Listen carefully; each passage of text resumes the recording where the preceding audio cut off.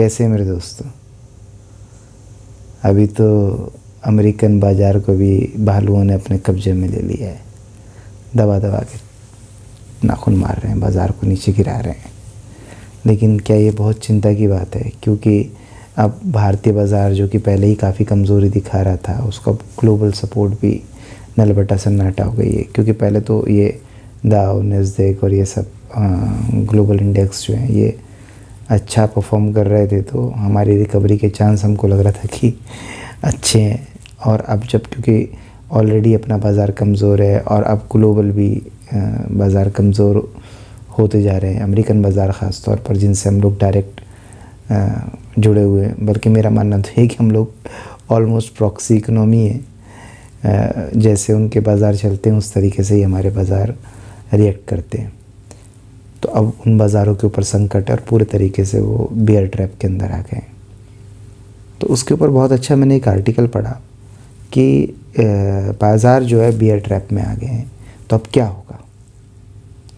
तो उसके अंदर बताते हैं कि 21-22 के अंदर बाज़ार ने करेक्शन ली थी, उससे पहले 18-19 में बाज़ार ने करेक्शन ली थी, उससे पहले 11-12 में बाज़ार ने करेक्शन ली थी, उससे पहले 8 में करेक्शन ली थी। तो उसके बाद क्या हुआ था, बाज़ार पहले से ज़्यादा मजबूत होकर बाहर आ गए थे, यही हुआ था ना। तो यानी कि भालू आ गए, बाज़ार में करेक्शन आ गई, बाज़ार के अंदर में बहुत ज़्यादा प्रॉब्लम हो गई। तो ये कोई बहुत बड़ा पैनिक नहीं है।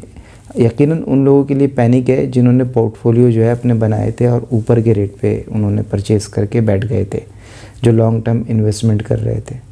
देखिए, इसलिए मैं जो है लॉन्ग टर्म इन्वेस्टमेंट, चाहे आप किसी जो है ना जानकार की एडवाइस में भी कर रहे हैं, तो भी लॉन्ग टर्म इन्वेस्टमेंट की कोई वैल्यू नहीं है। अभी इंडियन इकोनॉमी के अंदर जो अब एक बड़ा चेंज आने वाला है, वो इतना बड़ा चेंज है कि हो सकता है कि हमारी जो बड़ी कंपनियां हैं वो कौन बड़ी कंपनियां रहेंगी और कौन बड़ी कंपनियां अब नहीं रहेंगी, इसका भी कुछ अता पता नहीं चलेगा। क्योंकि भारत के अंदर अब जो दरवाज़े खुले हैं वो बिग रॉक जैसी कंपनी भारत के अंदर इन्वेस्टमेंट करने के लिए आ रही है एलन मस्क के साथ। एलन मस्क तो समझ लीजिए एक तरीके के मुखौटे हैं, और बिग रॉक जो है एक्चुअली वो अमेरिकन इकोनॉमी क्या दुनिया की इकोनॉमी को कंट्रोल करती, उसके इन्वेस्टमेंट जो है माइक्रोसॉफ्ट, गूगल, सब जगह उसके इन्वेस्टमेंट हैं। और जब ये कंट्रोवर्शियल थ्योरी हवा में लहराती है कि अमेरिकन इकोनॉमी पे यहूदी लॉबी का कब्ज़ा है, तो वो बिग रॉक उसी तरीके की एक कंपनी है जो इकोनॉमी को अपने हिसाब से मैनिपुलेट कर सकती है और नचा सकती है, और वो इकोनॉमिक सहारों से वो अपने राजनीतिक हित भी साध सकती है। तो उसके दरवाजे भारत में खुल गए, वो भारत में आ गई है। और अभी जो उसके जो टाई अप्स हैं वो एयरटेल और मोटा भाई की जियो के साथ और एलन मस्क के कुछ जॉइंट वेंचर से जो उनका स्टारलिंक वाला जो नेटवर्क है उसका भारत के अंदर विस्तार होगा। लेकिन ये कंपनियां इतने छोटे इन्वेस्टमेंट और इतने छोटे चीज़ों के लिए किसी बाज़ार के अंदर नहीं आती। जब ये आती हैं तो इनका उद्देश्य बिल्कुल साफ़ होता है, बाज़ारों पे कब्ज़ा करने के लिए आती हैं। तो ये जो है भारतीय बाज़ारों के लिए तो एक अच्छी खबर है, और यकीनन इसी वजह से जो है भालुओं को यहाँ पे एक कड़ा कंपटीशन मिल रहा है। ओवरनाइट स्टे करने से तो भालू भी घबरा रहे हैं, इंट्राडे में यकीनन वो प्रॉफिट बना रहे होंगे आजकल, क्योंकि बाज़ार जो है कहीं पर भी शॉर्ट हो रहा है और अच्छे मुनाफे के अंदर में छोड़ रहा है शॉर्टर्स को। और अमेरिकन बाज़ार अब ट्रैप में फंस गया है, तो यकीनन काफ़ी टफ भारतीय बाज़ारों के साथ में भी कंडीशन रह रही है। लेकिन ये कंडीशन सदा के लिए हो गई है ऐसा नहीं है। मेरे हिसाब से मैक्सिमम ये भारतीय बाज़ार तो इसको ब्रेकआउट कर देंगे इसी महीने के अंदर। जो अपनी मार्च की क्लोजिंग होगी वो मेरे हिसाब से एकदम वहाँ तक, जब तक आते आते बाज़ार जो है एकदम आपको ठीक ठाक दिखने लगेंगे। ऑल्दो कि कोई ऐसी कोई इकोनॉमिक ख़बर ना आ जाए कि कोई रिसेशन ही अनाउंस कर दिया है या मतलब आपको लंबा ही घेरने की प्लानिंग हो रही है तो अलग बात है। अदरवाइज़ बाज़ार का तो नियम बिल्कुल साफ़ है, बाज़ार गिरता है, बाज़ार भागता है और यहाँ पर 100% सटीक आंकड़े प्रेडिक्शन कोई भी नहीं कर सकता, कोई भी नहीं दे सकता। हाँ, सब लोग अपनी ऑब्ज़र्वेशन बता सकते, अपनी बात बता सकते, अपनी राय दे सकते हैं और मेरी राय का तो वैल्यू आप वैसे भी कम से कम कीजिए, क्योंकि मैं ना तो कोई फाइनेंशियल एडवाइज़र हूँ, ना टिप एडवाइज़र हूँ, ना मैं कोई सेबी रजिस्टर्ड आदमी हूँ। बाज़ार जो बिहेव कर रहे हैं उसके बारे में मैं आपको सिर्फ इन्फॉर्मेशन दे रहा हूँ और जो कुछ पॉजिटिव हो सकता है बाज़ार के अंदर उसके बारे में भी मैं आपको इन्फॉर्मेशन दे रहा हूँ। तो वही मेरा काम है, इससे ज़्यादा मेरा कोई बहुत योगदान नहीं है।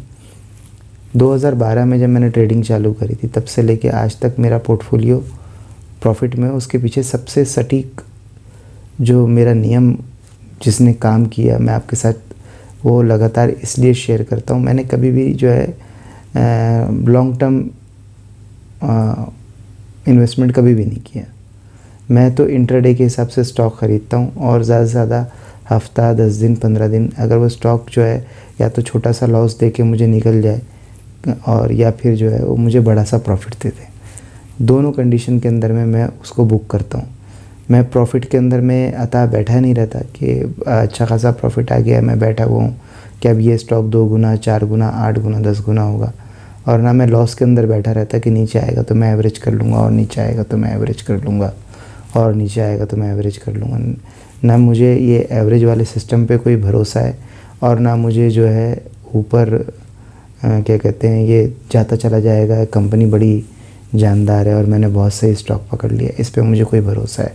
क्योंकि मेरा यही भरोसा नहीं है बाज़ार के ऊपर कि कोई बड़ी कंपनी छोटी कंपनी होती है, कोई रेजिस्टेंस होता है, कोई सपोर्ट होता है।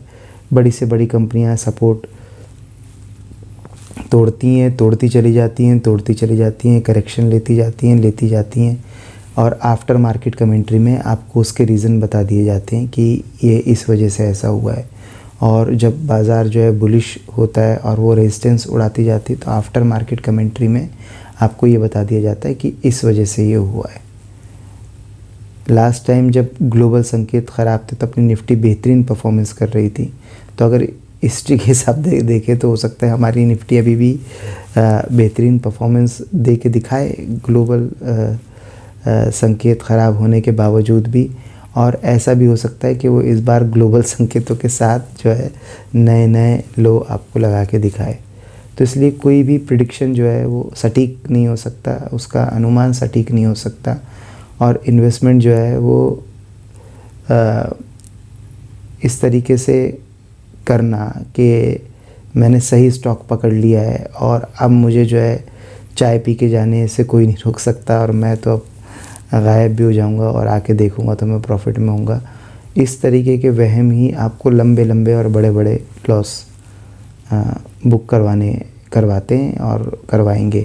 इसलिए हमेशा अलर्ट रहना चाहिए, छोटा सा लॉस आए उससे एग्ज़िट करना चाहिए और बड़े लॉस के अंदर। और इस तरीके के बाज़ार के अंदर में लॉन्ग टर्म कैरी कुछ लोग कॉल ऑप्शन के अंदर ट्रेड कर रहे हैं, जबकि बाज़ार जो है मतलब ठीक है ऑप्शन बेच रहे हैं तो अच्छी बात है, लेकिन ऑप्शन ख़रीद रहे हैं, कॉल ख़रीद रहे हैं और उनको लग रहा है अब भाग जाएगा तब भाग जाएगा, हर 100 पॉइंट नीचे वो वाला ऑप्शन में लॉस बुक करके नया ख़रीद लेते हैं। उनको लगता है कि वो लगातार बाज़ार में बने रहेंगे तो एक कॉल उनको प्रॉफिट दे देगी। अगर बाज़ार जो है मान लीजिए 3 महीने तक अगले करेक्शन के ही मोड में रहने वाला है तो आपके तो अच्छे खासे पैसे बर्बाद कर देगा, फिर वो जो प्रॉफिट आएगा वो तो लॉस कवर करने में ही आपका निकल जाएगा। तो ऐसे में कैरी करने का कोई लॉजिक नहीं है। अगर आपको लग रहा है बाज़ार रिकवरी लेगा भी तो भी ऐसा कुछ आपसे छूटने वाला नहीं है कि आप जो है नेक्स्ट डे बाज़ार के अंदर में ट्रेड कर लेंगे और लाइव मार्केट में ट्रेड कर लेंगे तो आपसे कोई बहुत बड़ी अपॉर्चुनिटी मिस हो गई कि हाँ बाज़ार 4000 पॉइंट का गैप अप लेके खुला था और मैंने कॉल नहीं ली थी। ऐसा तो कभी होने वाला नहीं है, ऐसा कभी होता भी नहीं है ना। तो कुछ बहुत बड़ा अपॉर्चुनिटी आपसे मिस नहीं होगी। 100 150 200 पॉइंट का गैप अप अगर मिस कर देते हैं या 100 200 300 पॉइंट का गैप डाउन अगर मिस कर देते हैं तो उससे कोई ख़ास फ़र्क पड़ता नहीं है ना।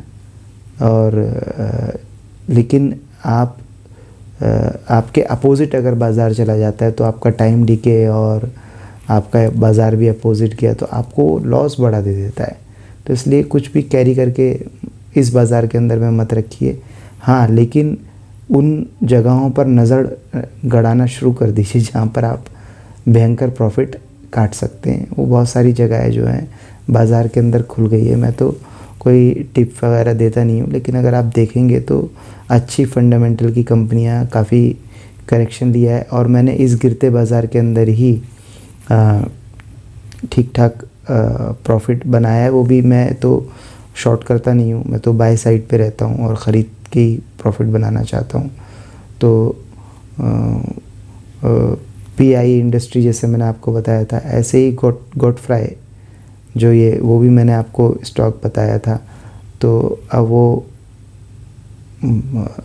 अच्छा खासा नीचे से करेक्शन लेके वापस अच्छा खासा ऊपर आ गया है और अभी मैंने उसके अंदर में प्रॉफिट बुक नहीं किया है। मैं कर लूँगा अभी, मुझे कोई जल्दी नहीं क्योंकि मेरे रेट से काफ़ी ऊपर आ गया है। पीआई इंडस्ट्री के अंदर में मैंने प्रॉफिट बुक कर लिया था। अभी मेरा एक एशियन पेंट का स्टॉक था जो मैंने लिया था, उसके अंदर मैं स्टॉप लॉस लेके एग्ज़िट कर गया। और रिलायंस के अंदर में मैं अभी इन्वेस्टेड हूँ। मैंने जब ये बिग रॉक वाली न्यूज़ मेरे पास थोड़ा पहले आ गई थी तो 1195 के आसपास की मेरी परचेजिंग है और 1265 का आज हाई लगाया था, लेकिन मैं उससे एग्ज़िट नहीं किया। मुझे लग रहा है कि वो शायद अभी थोड़े और बड़े मूव देगा क्योंकि बिग रॉक ऐसे ऐसे तो एंट्री करेगी नहीं, धमाकेदार एंट्री होगी बाज़ार के अंदर और बाज़ार का हो सकता है पूरा सेंटिमेंट ही बदल के रख दे। मैं ये नहीं कह रहा कि ऐसा होगा ही, बाज़ार के अंदर कुछ भी होगा ही, मैं मानता ही नहीं। आज रिलायंस नीचे आ जाएगा, मैं सिर्फ स्टॉप लॉस ट्रेल कर रहा हूँ, नीचे आ जाएगा मैं एग्ज़िट कर जाऊँगा। ऐसे ही बाज़ार के अंदर जो अच्छा दूसरा जो स्टॉक के मैं नाम लेता हूँ वो मैं कोई सजेस्ट नहीं कर रहा। क्रेडिट एसीसी करके नाम भी ढंग से मुझे याद रहता नहीं है। क्रेडिट एसीसी करके एक स्टॉक है जो मुझे लग रहा है कि वो आने वाले टाइम में बेहतर परफॉर्म करेगा। उसके अंदर मैंने अपने फ़ंड के टोटल फ़ंड के 10% हिस्से से इन्वेस्टमेंट डाली है। दूसरा फिर अब मैंने वर्लपूल के शेयर जो है वो उठाने चालू कर दिए हैं। मुझे लग रहा है कि वो थोड़े से मतलब ऐसे वो नहीं, स्टॉप लॉस तो है ही लगा हुआ है और 1-2% 3% नीचे करेक्शन लेने के बाद जैसे एशियन पेंट ने जो है मेरे ख़िलाफ़ वर्जी की, मेरे आदेशों का पालन नहीं किया तो मुझसे एग्ज़िट कर गया। तो ऐसे ही इनके अंदर भी अगर 2-3% की अगर करेक्शन और ले जाते हैं तो मैं यकीनन इनसे भी एग्ज़िट कर जाऊंगा। और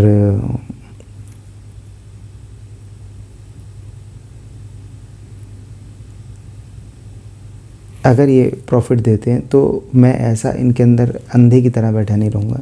10-15-12% मतलब मेरा ये मानना है कि 1:2 जो भी आप 3% का स्टॉप लॉस रख रहे हैं या 5% का स्टॉप लॉस रख रहे हैं, 5% का रख रहे हैं तो कम से कम 15% के प्रॉफिट के लिए आप लोग को ट्रेड करना चाहिए। 15% से ज़्यादा ही आपका प्रॉफिट होना चाहिए तो फिर आप जाके प्रॉफिट में आते हैं। अगर आपके 10 में से 5-7 जो है स्टॉक परफॉर्म करते हैं और 2-4 स्टॉक अगर आपके परफॉर्म नहीं भी करते हैं और अनलिमिटेड टाइम और इन्फिनिट टाइम के लिए लेके बैठे रहने का कोई लॉजिक नहीं है। कुछ लोग कहते हैं कि आज मैं परचेज़ करूँगा और वो कभी ना कभी तो ऊपर आ ही जाएगा।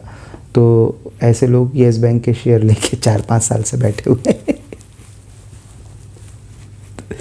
आइडिया के शेयर लेके ही बैठे हुए हैं। अब तो ये भी नहीं पता कि ये जब ये स्टारलिंक वाला नेटवर्क जो है यहाँ पर आ जाएगा और जियो और भारती एयरटेल इनके आगे नतमस्तक हो गए हैं और तो अब किस तरीके से उसका आगे फ्यूचर रहने वाला है आइडिया का, तो ये भी कुछ पता नहीं है। इस तरीके से जो स्टॉक नीचे आ गया है और परफॉर्म नहीं कर रहा है उससे एग्ज़िट लेके दूसरी जगह पे स्विच करें उन कंपनियों के अंदर में जो परफॉर्म कर रही हैं या कर लेंगी। नहीं करती हैं तो कोई ऐसा मोह माया नहीं, बंदरिया का बच्चा मत बनाइए उसको कि वो छाती से चिपका लिया है वो मर ही नहीं रहा है।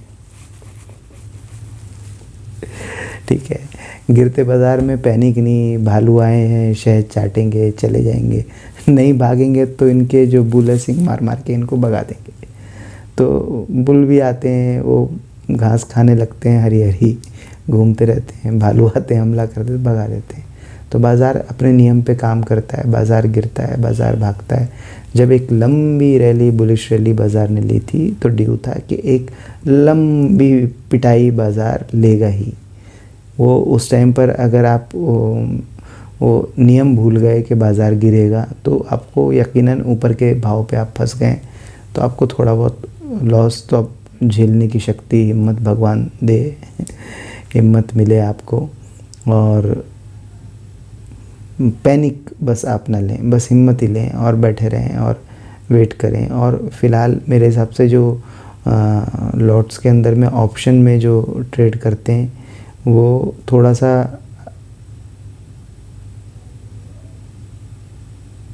अपने लॉट साइज़ घटा दें फ़िलहाल के लिए, क्योंकि देखिए प्रॉफिट बनेगा तो कम लॉट में भी बन ही जाएगा ना। उससे क्या रह रहा है कि बड़े लॉस आने से बचेंगे। देखिए क्या है, जब बाज़ार आपके ख़िलाफ़ बर्ताव करता है तो आप कितना कम लॉस खाते हैं, ताकि जब बाज़ार आपके फेवर में बर्ताव करता है तो आप कितना मैक्सिमम प्रॉफिट लेते हैं। जंग का भी नियम ऐसा ही है कि भैया जब दुश्मन आपके ऊपर में हावी हो रहा है तो आप कितनी लाइफ सेविंग करते हैं, अपने आप को किस तरीके से प्रोटेक्ट कर लेते हैं। लेकिन जब आपका वार करने का टाइम आता है तो आप किस तरीके से उनको कितना ज़्यादा डैमेज करते हैं। तो हमेशा यही है कि ऐसा ना हो कि भालू आए तो आपका सारा ही लूट पाट के ले जाएं, ऐसा नहीं होना चाहिए। वो उसका नियम यही है कि बाज़ार जब आपके ख़िलाफ़ है तो आप छोटे लॉस लेके निकलेंगे, और जब बाज़ार आपको फेवर करने लगेगा, आप अगर मान लीजिए शॉर्टर हैं और बाज़ार जो है बुलिश है, तो आप कम से कम लॉस लेके उससे निकल जाते हैं। तो जब वो बाज़ार गिरेगा, करेक्शन देगा, तो आपको बड़े बड़े प्रॉफिट उसके अंदर में लेने की प्रैक्टिस करनी चाहिए। ये नहीं कि छोटा सा लॉस लिया तो छोटा सा प्रॉफिट, लंबे प्रॉफिट लेने की कोशिश करनी चाहिए। और अगर आप 3 रुपए के लॉस के ऊपर में पैनिक खाते हैं तो आपको कम से कम 12-15 रुपए तक सब्र करना चाहिए कि यार इतना तो मेरे पास आना ही चाहिए। तो उससे ये रहेगा कि बाज़ार जब आपके फेवर में रहेगा तो आप प्रॉफिट के अंदर आ जाएंगे और फिर आप लॉस में नहीं जाएंगे, क्योंकि बाज़ार का नियम है कि वो कभी आपके फेवर में रहेगा, कभी आपके फेवर में नहीं रहेगा। कोई भी ज्ञानी संत महात्मा इस बाज़ार के अंदर पैदा नहीं हुआ है जो यूट्यूब पे चैनल बना ले या टेलीग्राम पे चैनल बना ले या फिर वो अपने आप को सेबी का रजिस्ट्रेशन ले ले या फाइनेंशियल एडवाइज़र बन जाए और वो आपको एग्जैक्ट भविष्यवाणी करते हैं। वो कुछ एक पैरामीटर होते हैं, थर्मामीटर होते हैं, उनको देखते हैं, बाइंग सेलिंग प्रेशर को देखते हैं और थोड़ा सा चार्ट पैटर्न को समझते हैं और उस हिसाब से वो प्रिडिक्ट कर देते हैं। लेकिन बाज़ार जो है किसी भी फॉर्मेशन का, किसी भी फार्मूले का पूरा सम्मान नहीं करता है। इसलिए फिर जब इनके आइडिया फेल हो जाते हैं तो ये जो है आपसे क्षमा भी नहीं मांगते, बल्कि ये अड़ जाते हैं कि बाज़ार ने जो है ट्रैप कर लिया है। और जबकि बाज़ार कुछ ट्रैप नहीं कर रहा था, और कर रहा था तो आपको मालूम होना चाहिए था कि बाज़ार ट्रैप करता है, लेकिन ये ज़िद पे अड़ जाते हैं कि नहीं यार हमारा ऑब्ज़र्वेशन गलत नहीं हो सकती, हमारी तो ऑब्ज़र्वेशन सही थी, लेकिन बस ये है कि उस दिन होनी ही थी, तो होने को कौन टाल सकता है। और ये आपको बता देते हैं कि stock market is subject to market risk. तो ये सब चीज़ें, इसको ध्यान रखना है आपको कि कोई भी यहाँ पर जो है क्योंकि बाज़ार सिर्फ टेक्निकल चार्ट पे नहीं चल रहा है, बाज़ार ग्लोबल न्यूज़ पे चल रहा है, बाज़ार फाइनेंशियल टिप पे चल रहा है, बाज़ार उन घामड़ों चिमड़ों की मैनिपुलेशन पे चल रहा है जिन्होंने बाज़ार को कंट्रोल कर रखा है। अब नए बड़े कंट्रोलर आ रहे हैं बाज़ार के ऊपर, ये बिग रॉक जैसे बड़े बड़े बड़े मैनिपुलेटर आ रहे हैं, तो इनकी बाज़ार इनकी उंगलियों पर नाच रहा है। तो बाज़ार के अंदर कोई एक चीज़ नहीं है, बायर सेलर तो एक इकाई भरे हैं बाज़ार की, बड़े बड़े फाइनेंशियल इंस्टीट्यूशन हैं जिनके पास हज़ारों करोड़ का फ़ंड है, बहुत सारे ऐसे लोग हैं जो FII हैं। अब वो कब बाज़ार के अंदर में इंटरेस्टेड हो जाते हैं, गवर्नमेंट क्या किससे बात कर रही है, RBI की क्या पॉलिसी आने वाली है, किसके पास कैसी इनसाइडर इन्फॉर्मेशन है, कौन किस स्टॉक के साथ में मैनिपुलेशन कर रहा है, कौन बाज़ार के साथ में मैनिपुलेशन करने की कोशिश कर रहा है, ये सब इन्फॉर्मेशन रातों रात बदल जाती हैं। और जो फार्मूला इन्होंने बेचा हुआ है तो उसी फार्मूले को ब्रेक करके तो ये लोग ज़्यादा बड़ा मुनाफा कमाते हैं। तो इसलिए वो फार्मूला जब ब्रेक करता है तो आपको जो है ऐसा महसूस हो जाता है कि यार मैं तो मैंने क्योंकि ट्रेड सही लिया तो मुझे लॉस नहीं आएगा, और फिर आप एवरेज करते हो या फिर बैठ जाते हो, या फिर आपको उसी फॉर्मूले के तहत दूसरा सपोर्ट दिख जाता है, वहाँ तक आप वेट करके एवरेज करते हो, फिर वो दूसरा सपोर्ट भी फिर आप देखते हो आपका लॉस इतना बड़ा हो गया है कि अब आप जो है, क्योंकि बाज़ार तो वो दिखाता ही है कि नीचे से ऊपर, तो अपने मन को मनाना होता है।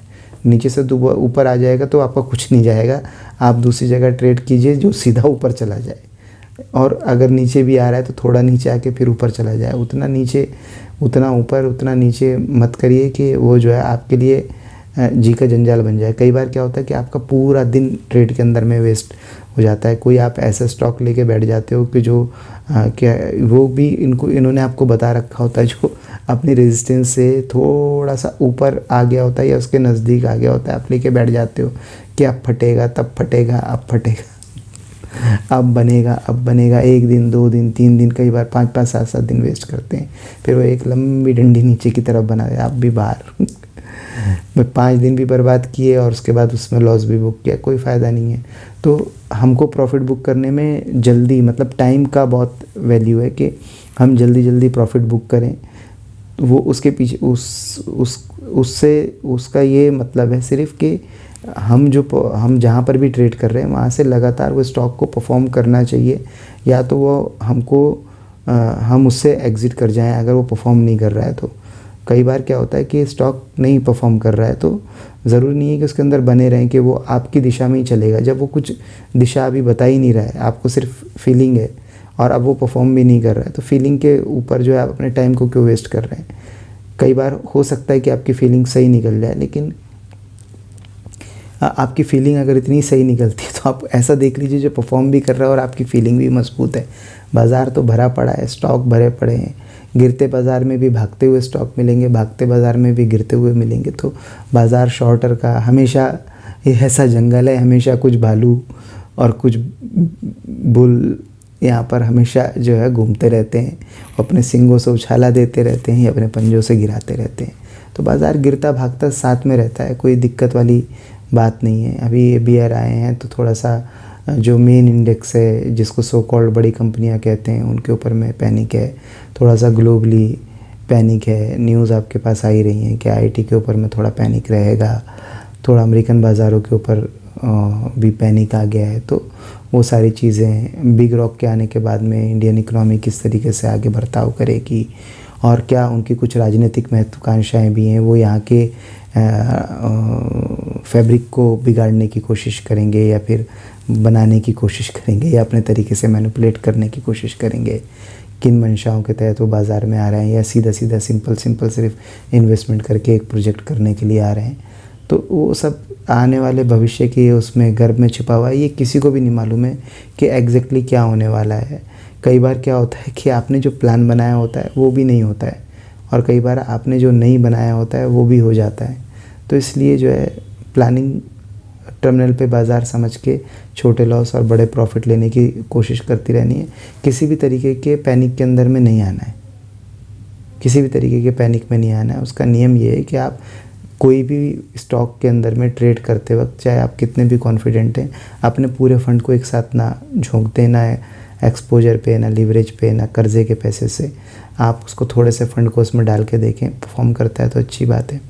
मेरे पास ठीक ठाक अच्छा खासा फंड है, उसके बाद भी मैंने गुड फ्राई के अंदर में जो इन्वेस्टमेंट किया 4800 रुपये या 4800 कुछ रुपए का जब उसका भाव था, तो मैंने शुरू में जो है उसके जो है सिर्फ 20 शेयर ख़रीदे थे। फिर उसके बाद जो है, लेकिन वो नीचे आया नहीं, फिर ऊपर चला गया, मैंने वहाँ पर और 20 ख़रीदे, फिर वो और ऊपर चला गया, मैंने वहाँ पर और 20 ख़रीदे, फिर वहाँ से वो नीचे आ गया, फिर मैंने वहाँ पर 20 शेयर ख़रीदे। तो मैं अपने अभी भी मैं उसमें बहुत ज़्यादा ऐसा नहीं कह सकते कि मैं जो है बहुत ज़्यादा पैनिक के अंदर खड़ा हो जाऊँगा अगर वहाँ पर कुछ भी वो करेक्शन लेके 2000 2500। पहली बात तो मैं उतना वेट नहीं करूँगा, दूसरा मैं अभी उसके अंदर प्रॉफिट में हूँ, तो कोई ऐसा कुछ पैनिक है नहीं। फिर भी मैं जो है उसके अंदर में स्टॉप लॉस ट्रेल करना चालू कर दूँगा, ठीक है, और मैं अपने करंट भाव से तो ऊपर ही निकलूँगा, उसमें से मैं एग्ज़िट कर जाऊँगा। हाँ, वो अगर वो 20-30% का गैप डाउन ही ले जाए, मैं तो बाज़ार के अंदर कुछ भी पॉसिबल है मान लेता हूँ। तो भी अगर वो गैप डाउन ही ले जाए 20% का, तो मैं एग्ज़िट कर जाऊँगा उसके अंदर से। तो ऐसा, लेकिन ये नहीं है कि मैं उसको रख के बैठ जाऊँगा कि अब तो ये आएगा, कभी ना कभी तो आएगा वो सुबह, कभी वो नहीं होता है कि नहीं नहीं ऐसा लग रहा है कि ये कल सब सही हो जाएगा। वो कल नहीं आती, वो कल फिर यही लगेगा कि कल सब सही हो जाएगा, और कल कल करते करते कई महीने निकल जाएंगे, हफ्ते निकल जाएंगे। ठीक है, तो उसको जो है वो उसको अभी ठीक करने की कोशिश करो, वो आज के प्रॉफिट बनाने की कोशिश करो, नए पैसे बनाने की कोशिश करो। बाज़ार के अंदर सब लोग प्रॉफिट में आ जाएंगे, सब लोगों को प्रॉफिट में आने का राइट है। अब की बार बिग रॉक वाला के पैसे झपटेंगे भारतीय ट्रेडर। आप हमें शुभकामनाएं दो, हम आपको शुभकामनाएं देते हैं, और अपने सपने पूरे करें और ट्रेड करके जो है जो अचीव करना चाहते हैं वो करें ना। बस यही है आज का वीडियो, मज़ेदार।